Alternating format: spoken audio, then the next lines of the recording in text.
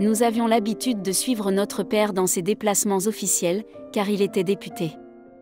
Tout naturellement en cette année 1940, nous allâmes en famille à Vichy, car une consultation importante des élus de la nation allait avoir lieu.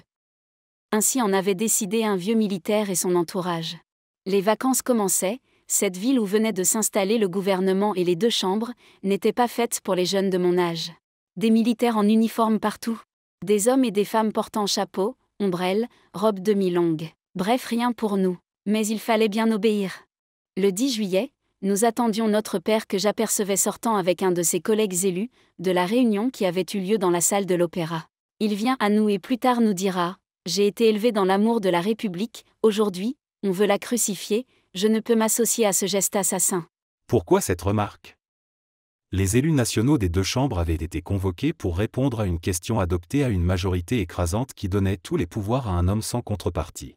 Une majorité absolue transforma le régime républicain en une dictature et un pouvoir fasciste. Le maréchal Pétain pouvait faire appliquer la loi suivante. L'Assemblée nationale a adopté. Le président de la République promulgue la loi constitutionnelle dont la teneur suit. Article unique. L'Assemblée nationale donne tout pouvoir au gouvernement de la République, sous l'autorité et la signature du maréchal Pétain, à l'effet de promulguer par un ou plusieurs actes une nouvelle constitution de l'État français. Cette constitution devra garantir les droits du travail, de la famille et de la patrie. Elle sera ratifiée par la nation et appliquée par les assemblées qu'elle aura créées. La présente loi constitutionnelle, délibérée et adoptée par l'Assemblée nationale, sera exécutée comme loi de l'État. Fait à Vichy le 10 juillet 1940. Albert Lebrun, par le président de la République. Le maréchal de France, président du Conseil. Philippe Pétain. Aboutissant aux actes constitutionnels 1 et 2. Acte constitutionnel numéro 1. Nous, Philippe Pétain, maréchal de France, vu la loi constitutionnelle du 10 juillet 1940, déclarons assumer les fonctions de chef de l'État français. En conséquence, nous décrétons. L'article 2 de la loi constitutionnelle du 25 février 1875 est abrogé. Fait à Vichy, le 11 juillet 1940. Philippe Pétain. Acte constitutionnel numéro 2 fixant les pouvoirs du chef de l'État français. Nous, maréchal de France, chef de l'État français, vu la loi constitutionnelle du 10 juillet 1940, décrétons. Article 1er. Paragraphe 1. Le chef de l'État français a la plénitude du pouvoir gouvernemental. Il nomme et révoque les ministres et les secrétaires d'État qui ne sont responsables que devant lui. Paragraphe 2. Il exerce le pouvoir législatif en Conseil des ministres. Alinéa 1.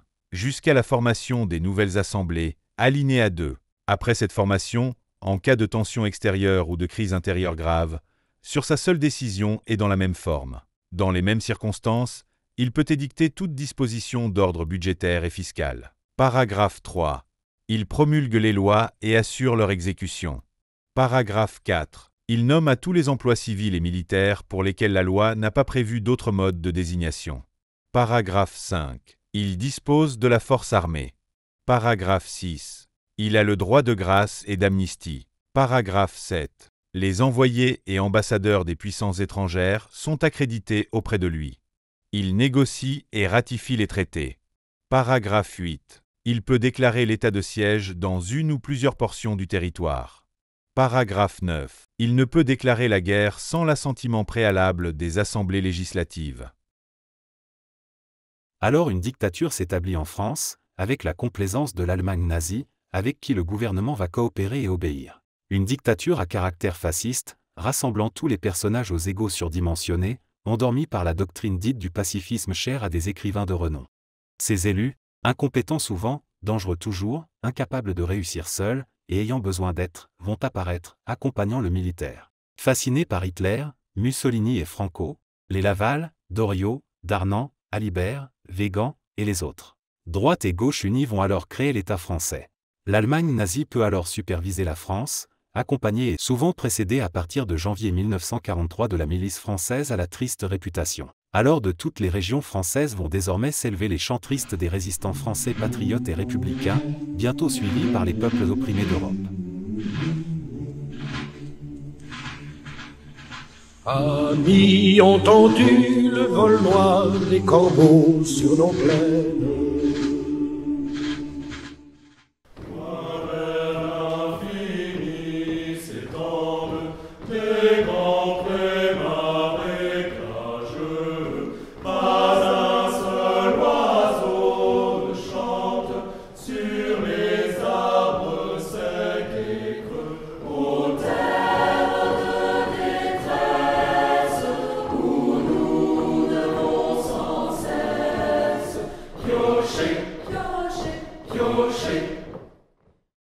Mais une question se pose aujourd'hui.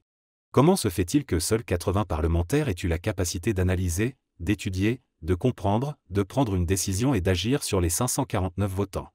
Comment ces 80 parlementaires acceptèrent-ils de mettre de côté leurs divergences politiques, partisanes, électoralistes, pour sauver la République et l'esprit républicain? Une seule réponse. Ils étaient profondément républicains. Ce n'est pas sans raison, ni estime, ni admiration que le général de Gaulle les qualifia de premiers résistants de France. Le maréchal redevint le citoyen Pétain le 15 août 1945. Il fut condamné à mort, à la dégradation nationale et à la confiscation de ses biens par la Haute Cour de justice. Des centaines de milliers d'hommes et de femmes et d'enfants furent assassinés, brûlés, torturés par le régime fasciste de Pétain. Faisons en sorte que cela ne se reproduise pas un jour. Sachons choisir et élire nos représentants.